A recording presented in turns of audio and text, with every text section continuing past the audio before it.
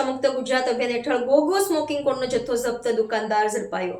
ગુજરાતને નશામુક્ત બનાવવાના સંકલ્પ સાથે ચાલી રહેલા નો ડ્રગ્સ ઇન ગુજરાત અને નશામુક્ત ગુજરાત અભિયાન અંતર્ગત સુરત ગ્રામ્ય પોલીસની સ્પેશિયલ ઓપરેશને મોટી કાર્યવાહી કરી છે. કિમ પોલીસ સ્ટેશન વિસ્તારમાં ગુપ્ત માહિતીના આધારે દરોડો પાડીને ગોગો સ્મોકિંગ કોનનો મોટો જથ્થો રાખીને વેચાણ કરતા એક દુકાન સંચાલકને ઝડપી પાડ્યો છે. આ કાર્યવાહી દરમિયાન પોલીસે દુકાનમાંથી મોટી માત્રામાં ગોગો સ્મોકિંગ કોન અને સંલગ્ન સામગ્રી જપ્ત કરી છે. આ કોનનો ઉપયોગ મુખ્યત્વે નશીલા પદાર્થોના સેવન માટે થતો હોવાથી રાજ્ય સરકારે તાજેતરમાં જ તેના વેચાણ, સંગ્રહ અને વિતરણ પર સંપૂર્ણ પ્રતિબંધ લગાવ્યો છે. સુરત ગ્રામ્ય એસઓજીના અધિકારીએ જણાવ્યું કે યુવાનોમાં નશાની લતને રોકવા માટે અભિયાન અવિરત ચાલુ રહેશે. આરોપી વિરુદ્ધ ભારતીય ન્યાય સંહિતા હેઠળ કડક કાર્યવાહી કરવામાં આવશે. આ કેસમાં વધુ તપાસ ચાલુ છે અને અન્ય સંડોવાયેલાઓની શોધખોળ કરવામાં આવી રહી છે. આ અભિયાનથી ગુજરાતમાં નશાના વેપારને અંકુશમાં લાવવાના પ્રયાસોને વેગ મળ્યો છે.